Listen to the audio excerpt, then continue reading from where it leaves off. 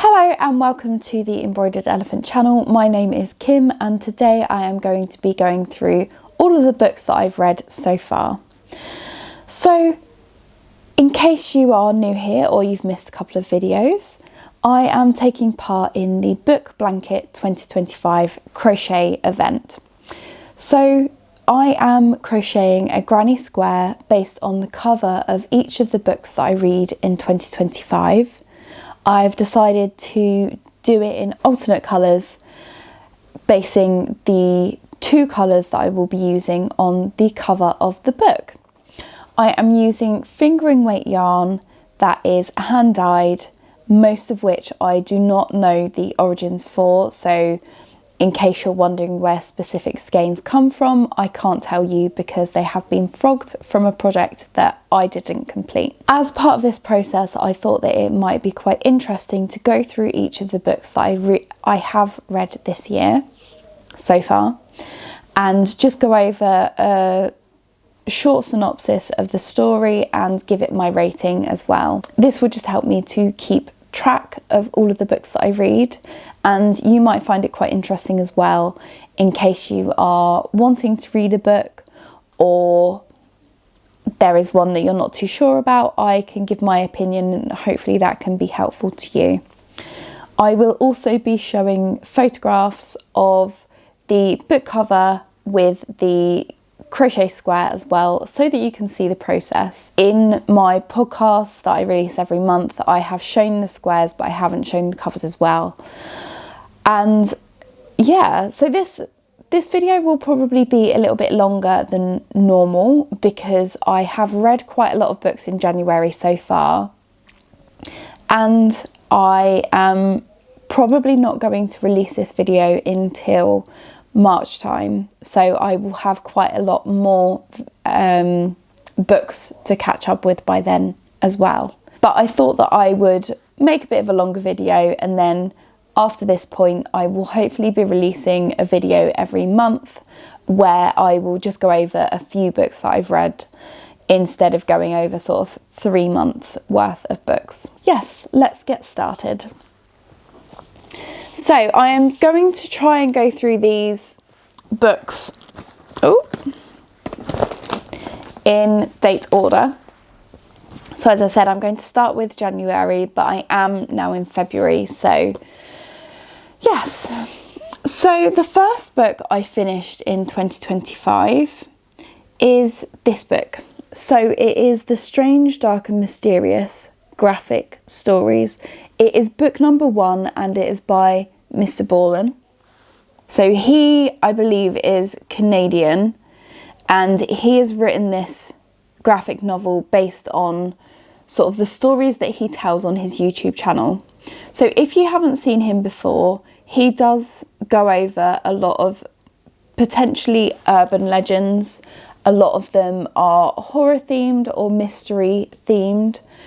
A lot of them just maybe are stories that don't quite make sense without a little bit of imagination as to why something has happened. So this is the first book that he's released, and I do watch him a lot on YouTube.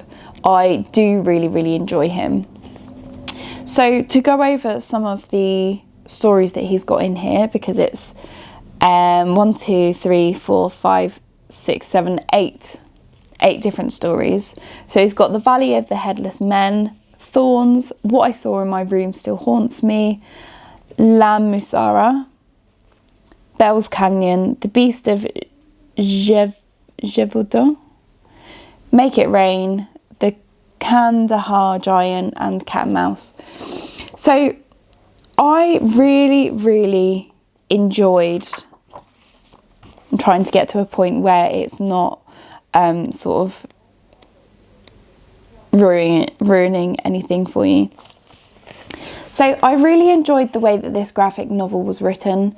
It is written pretty much the same as his YouTube videos, where they are told in a really good storybook format. So it is like someone is reading you a book, and the graphics and the illustrations in there are just so beautiful. They seem to me to be quite old school. There probably is a name for it, but it seems as though someone has taken a pen and ink and some watercolours and has just sketched all of them out. And I really enjoy that way of, I really enjoy that illustration style. The stories in there are very engaging. They aren't too long, so it can be quite quick to get through, which is nice. The quality of the paper is very nice as well. I think that it's still fairly expensive online, because if you're a UK listener, you can get it on Amazon. However, it does come from sort of the US and Canada, so it's a little bit more expensive to get it, and you need to get it new because not many people have finished with it yet. It was only released October, November time. So I got this graphic novel for my birthday, so I started reading it in December, and because it didn't take me too long to get through the stories, I did savour them quite a lot. I would if you're interested in horror, I would definitely recommend getting this, especially if you're interested in graphic novels as well. I have already lent this to my dad. I will be lending it to my brother, and it is a book that I will reread again and again and again because it is just so good. And as I said, it's like watching one of his YouTube videos because it is just so him. If you haven't seen any of his videos, I would strongly recommend watching them. Again, if you're interested in horror or mysteries, it's very interesting how he tells the stories. So this one I would give 5 stars. And this is the first one that I finished. Here on screen now is the picture of the granny square and the front cover side by side. So I chose a grey blue kind of colour for the background and an orange grey sort of colour for his jumper, his flannel shirt, and I think that they went really well together. The grey colour I wasn't so sure about, but once I put it down on the cover, it literally blended in just where I'd put it down, so I think that it really represents it, and that is the first granny square of all of them so far. The next book that I finished in 2025, January, is this one. So it's called The Midnight Library, and it is by Matt Haig. To be completely honest, I found this book quite difficult to get into. The first few chapters didn't grab my attention immediately, and I think that will likely be due to myself. I quite like tracking chapters. I like having chapter numbers so that I can track how many I've done and how many I have to go. And that helps me keep motivated, and it gives me motivation to continue and to finish the book quickly. I think that's maybe because I lose interest quite quickly. So the way that Matt Haig writes, he has very short chapters and they just have a title that obviously tells you a little bit about what to expect. But because there was no numbers and because they varied in sort of distances, it made it quite difficult for me to start it because I wanted that motivation of, oh yay, I finished 10 chapters, I've only got 30 more to go, or something like that. But once I got into the first few chapters, it was really interesting.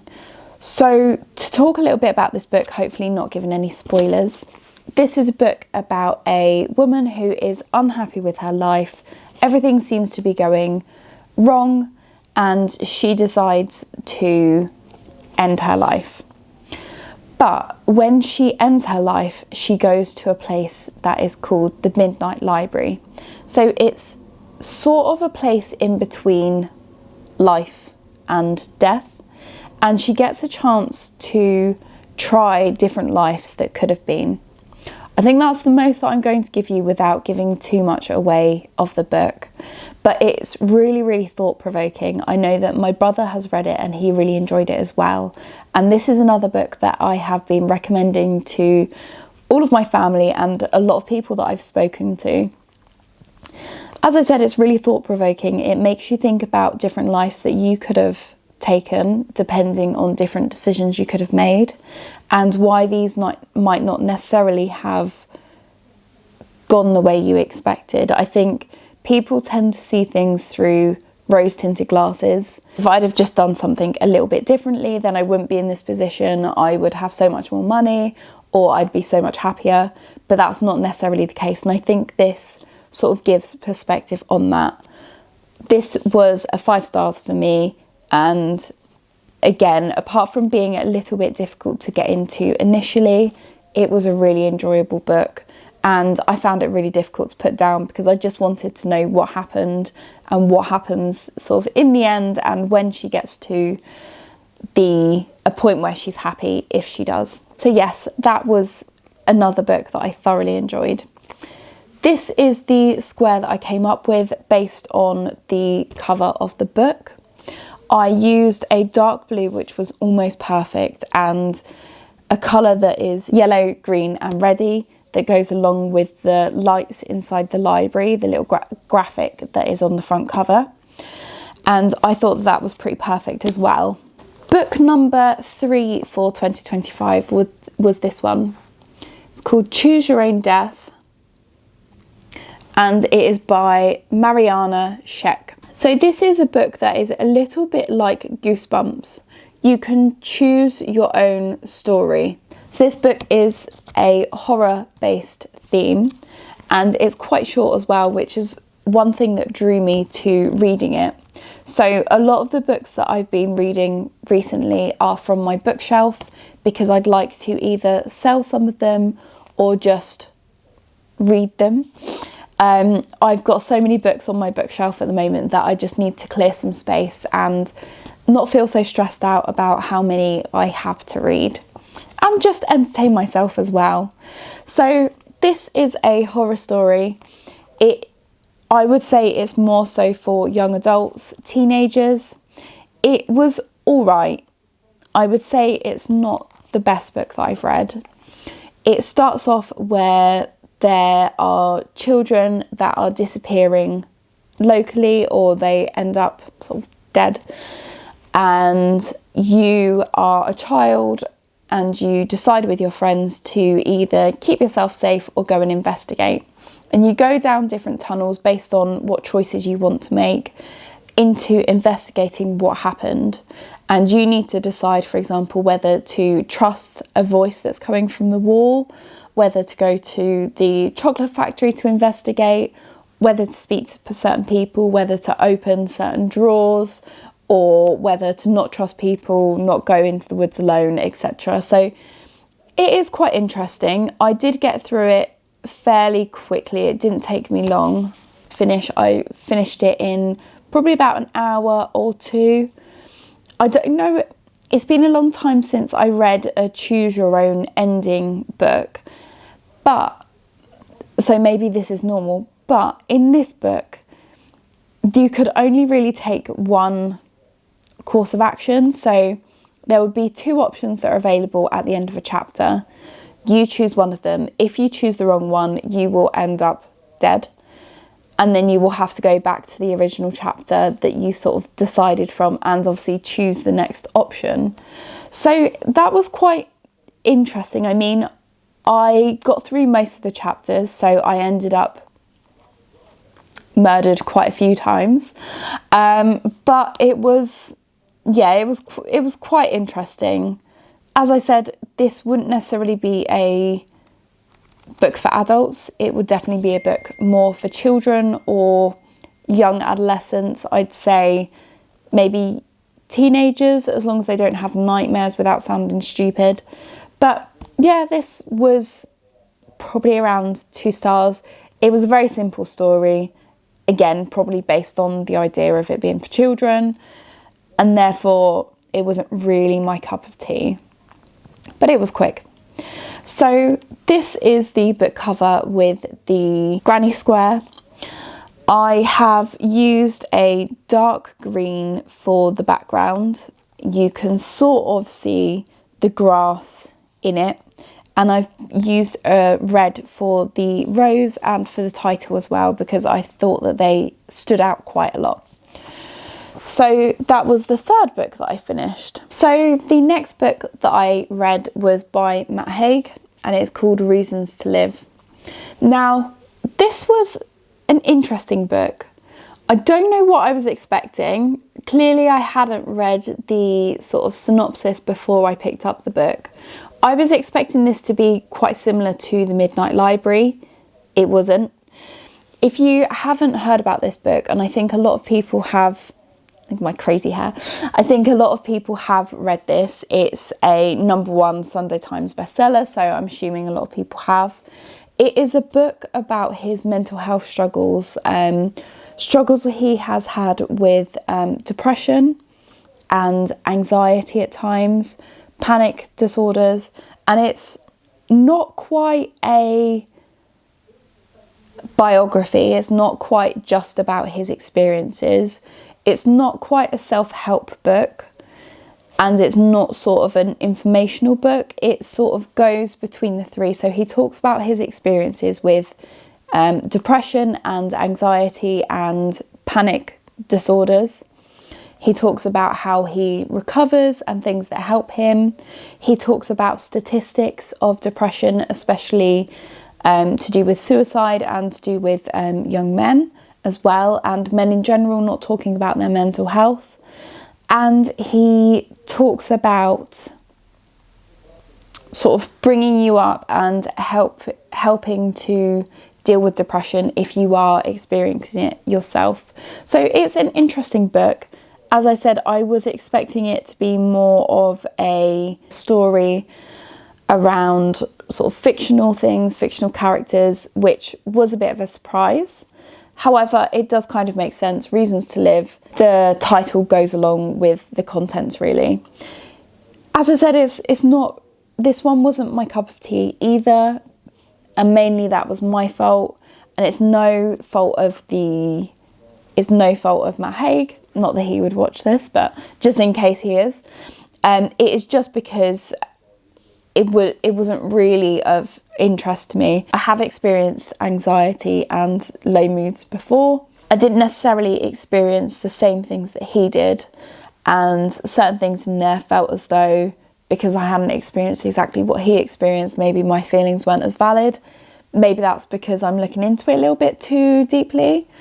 But yeah, it wasn't really what I was expecting. I didn't pick this book up hoping for some self-help. I picked this book up because I wanted a good story, and that wasn't what it was. So again, I would probably give this book around a 2 stars personally. To look at the cover and the granny square, I chose a plain white creamy colour to go with the cover, and a white and rainbow colour. The only thing that I would say on this is possibly if I'd have had more yarn, I could have finished the whole square in the white and rainbow colour, because the colours aren't that obvious. They're not there all the time, and therefore it is a little bit difficult to distinguish between the white and the white in colour, so as contrasts. But I wouldn't have done it any differently. Maybe I could have used a semi-solid colour rather than a white that's got colours in it for the contrast colour, but I quite like it. And to be fair, compared to the cover, it does look fairly good, as in most of the cover is white with just a little bit of colour to it, and therefore it's probably quite representative. So book number 5 is technically not a book, it's an audio book, and it is based on a book called Fallen by Karin, and these are some CDs. Yes, I still listen to CDs. So these were really good. I got these quite cheap on Vinted. I think this was about £1, and I got quite a lot of them. And it's really good if I'm working at my desk. I can just pop on an audiobook and listen to this in the background. For example, if I'm crocheting or if I am sewing, it's something that I can listen to and still reach my book goal. So this book was okay. I'd say sometimes the narrator was a little bit difficult to get on with. I can't remember exactly why. I don't know whether it was because her voice was very much samey, or whether it was, yeah, there was something about it that the voice wasn't exactly what I was expecting. But you have that quite often with audiobooks, because you build it in your mind that a character should sound like a certain person, and they don't. The other thing that I would say is this book, I wonder if this is part of a series and I've missed part of it. Although I could understand the storyline, there were characters in there that weren't necessarily introduced well, and therefore I felt like I should have known sort of some of the backstory behind them, but I didn't. So Fallen is a book that is based on detectives. So one of the main detectives, her mum is kidnapped by some individuals, and you don't know who it's by, you don't know why, and you don't know if she's even alive. So the detective whose mum is kidnapped is sort of obviously protected by her fellow colleagues. They are trying to get information from her. They want to make sure that she's safe and that she is not sort of putting herself at harm's way. There's a lot of different characters that go around this. So some of the main characters that are spoken about. So Faith is the main one. Then there's Will, who is her partner on the job, and Sarah, who is a doctor. So the three of them interact obviously throughout the book. You get perspectives from each of them, and I wouldn't say it's confusing to understand whose perspective is being talked about. With some books, I think that is an issue because it doesn't necessarily get introduced who's talking, and it can be quite tricky to keep up. This book was really good at making sure that you knew who was talking. As I said, I feel that I missed some backstory between the characters, because there were certain things that were discussed that hadn't been brought up in the book, which probably would have been brought up in previous books. So again, I assume that this is a series and it's the same sort of characters that are investigating each of the stories. Not necessarily characters, same team. But it was really good. It was quite interesting. I didn't see the ending coming to this. I was quite surprised, which was nice. But yeah, it was quite a good book. I would probably give this around 3 stars. It wasn't the best book I've ever listened to. It wasn't the worst one. So in terms of the granny square, I went with a yellow, quite a bright yellow to go with the cover. And there was also a yellow, orangey, reddy colour that I felt went quite well with the cover as well. I was trying to get the browns into the cover, but it didn't really work out. It's a very specific colour. And when you're working with scrap yarn, I would say that's one of the big difficulties, is to try and get something that directly matches the cover, because obviously you're working with what you've got and not necessarily what you could have. On a positive, working with stash yarn, it means that you don't have to wait for delivery and you can just get it done. So yeah, this was the 5th book that I finished. This is all in January as well, just to let you know. So the next one I finished is called Lost By, and it's by Christina Henry. And you can probably guess both by the title and by the sort of cover what it's about or who it's about. So this is a book about Peter Pan, and this twists the story of Peter Pan on its head, really. Obviously in Peter Pan, he is known to be a lovely character, a little bit boisterous. He's got tink and he is sort of up for fun, and he brings children back to his island, mainly little boys, so that he can look after them and they can live forever and just play and be kids, really. This book is written from one boy's perspective, who is one of the first boys to come over to the island, and he has a different point of view on Peter Pan. This story is taken before Wendy and before sort of the story of Peter Pan is set, if you've seen the films. This is before all of that, and it's really interesting. Again, I would say this is more of a horror book. It is very graphic in points. It talks about injuries, and there are threats and things attached to it. So I would read this with a little bit of caution on that sense. As I said, I'm not squeamish, but some of the descriptions were very, very in-depth of various different injuries. I don't think I can really say much more without giving much away. There are fights, and it shows that possibly Peter Pan may not be the innocent boy that he was shown to be in J.M. Barrie's books. So yeah, it's interesting to see a different perspective. This book was really good. I would say that the writing is quite small. That did put me off, but it's not that long. I think this probably took me, I can have a look actually. So this book took me 3 days to finish. That was quite, that was based on me coming home from work and pretty much just reading this story full stop. But I did get through quite a lot of books like that. That's why I've got so many books finished in January, because I just read and read and read. So yeah, this book was really good. As I said, I'd probably give it 3 stars or so. 3.5 stars. It was a good book, and it was really interesting to just see a different perspective on it and to turn it into a bit of a horror story. I would definitely read more books from her. She is probably an author that I will write her name down, and once I clear a lot of my books, maybe I can pick up some more of her books. I'm quite interested to read Disney's Twisted Tales as well. They're quite similar. So there are definitely some books that I will look into.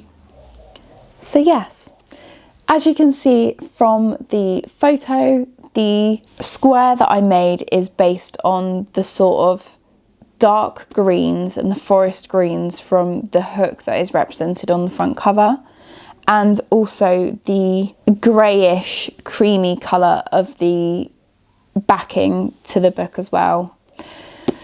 So yes, I found that one quite easy to do, and I found that this is one of the most representative book covers.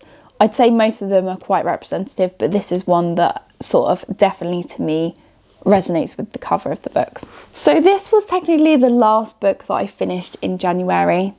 It is Genesis by Karin Slaughter. So this was set before the Fallen book, and this was very graphic as well. So this book does talk about murders. It does talk about sexual abuse, and it probably could be quite triggering, again, because it is very graphic with certain descriptions, especially around injuries and torture and things like that. So if that's not what you're into, then don't read it or don't listen to it either. So again, I got this one quite cheap online, and I was listening to this whilst I was repairing my clothes and just doing various jobs around the house. The story behind this book is, it starts off with a couple taking a drive, and they hit something. They're not quite sure what it is. It turns out to be a lady, and she has escaped from being tortured or held by someone. You don't obviously know who it is that is doing this. It is more of a, you work it out as you go, and you may have your suspicions, you may be able to guess the ending, but it's not entirely obvious, I wouldn't say. So it's really interesting just seeing how they investigate it, seeing what they pick up along the way, and in the end seeing who the suspect is, and just hearing more about their backstory and possibly why they did it, or sort of a bit more about them. I did really enjoy this book. It was more engaging, I would say, than Fallen. It's, again, because it's quite graphic and it gives quite a lot of descriptions, I quite appreciated that because it held my interest a bit more. But yeah, I would say there's probably quite a lot of triggering content on here. If you're listening to the CD version, it is quite an old one. So it was released in 2009, which isn't too long ago when you think about it. But I guess it kind of is when you think about it. But some of the CDs, there is a noise in the background, so it's a constant sort of buzzing. I think it's to do with the quality of the microphone, and therefore that can be a little bit annoying if you're listening in a quiet room because you can just hear it blatantly obvious. But yes, that's the only thing I'd say.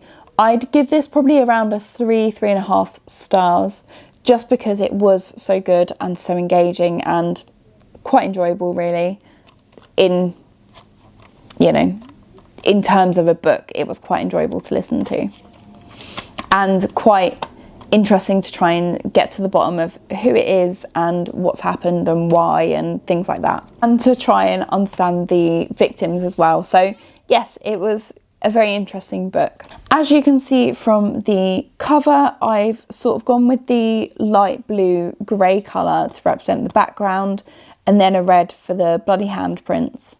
I was looking for a brown sort of colour for the chains, but I couldn't really find one that was similar enough for me to use it.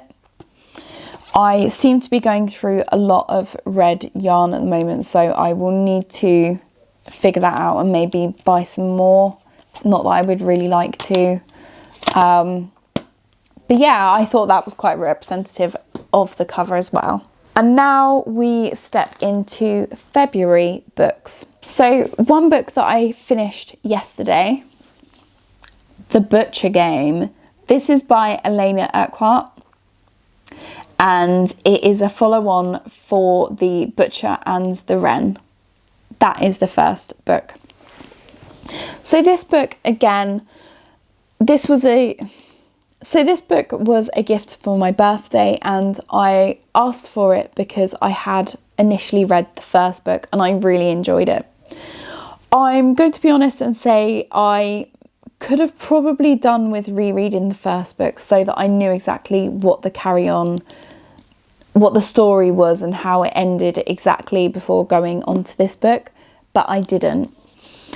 I didn't find this book confusing to pick up again. It took me a minute or so to sort of realise exactly what had happened, and more so I knew what had happened, but getting the exact details sort of refreshed in my mind. So the book, quite briefly, the first book is about a serial killer, and one of the investigators, or two of the investigators, trying to catch him out. So we've got one that's named Wren, who is she works in a morgue examining bodies, and the other one is called Jeremy, and he is the butcher. He is the serial killer in this book. Each of the chapters takes it in turn. So one is from Wren's perspective, the other one is from Jeremy's perspective, and they talk about obviously the same events but differently. So for example, he will be talking about the process of killing someone, how he sort of got them alone, how he thinks, things like that, and then Wren will be talking about it from the side of her investigation and finding the body and her examination and things like that. So it's very interesting. It's written very well, and I just enjoy the style of writing. So with the second book, I found it quite difficult initially to get into the book, and I would say that is based on the ending of the last one. Again, not to spoil it, it is talking about a lot of coping with what's happened and sort of rebuilding lives from there, and that made it a bit more difficult because I didn't find it as interesting as if there were obviously a lot of things going on. Again, I'm trying not to spoil the ending, or I'm trying not to spoil the previous book and this book, but I did find it quite difficult to get gripped onto this book initially. Towards sort of the middle is where things started to pick up a lot more, and by the end of the book everything is tied together, and it sort of paves the way for book number 3, which will be out at some point. So that was really interesting, and I'm really looking forward to the next one. As I said, it took me a while to get into it, but I finished it pretty quickly. So I started this book on the 22nd of January and finished it yesterday, which was the 4th of October, the 4th of February.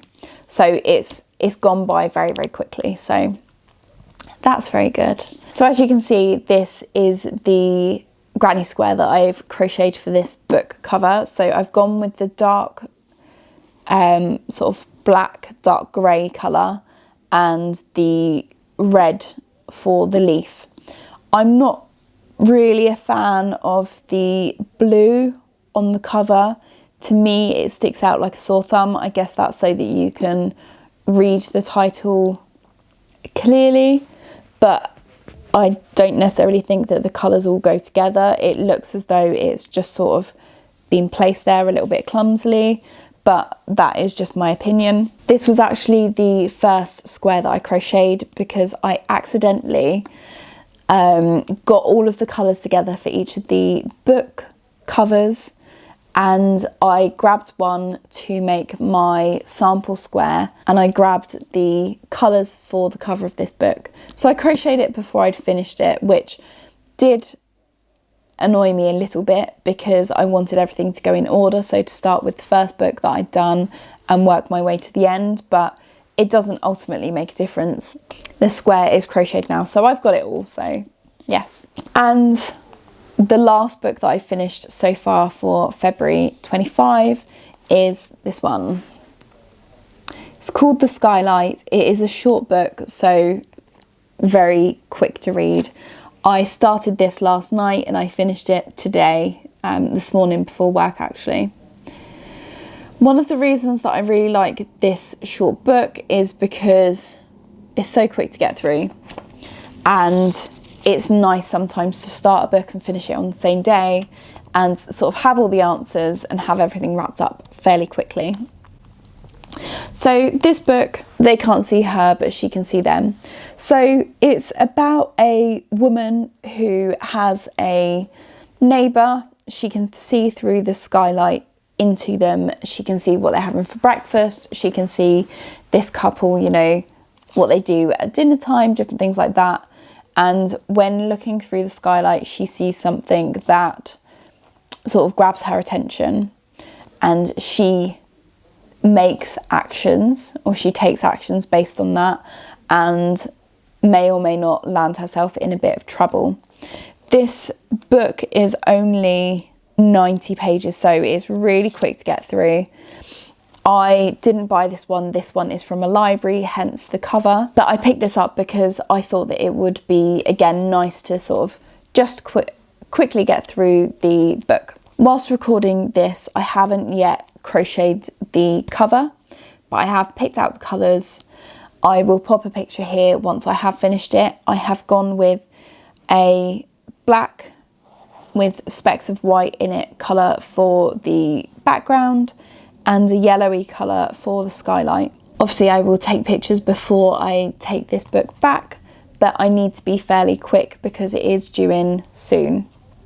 I've got 3 books out from the library at the moment, and I thought it was a really good idea rather than buying them. It saves me money and I don't have to deal with lots of books in the end. So that is where I'm at the moment. Today is the 5th of February.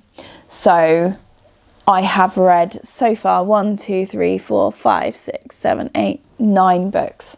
It will hopefully be at least 11 by the end of the month. Thank you for watching this video so far. As I said, in the coming months, I will hopefully do shorter videos that talk about the books that I've read and show you the cover compared to the square that I've made as well. So thank you very much for watching this video, and until next time, take care. Bye.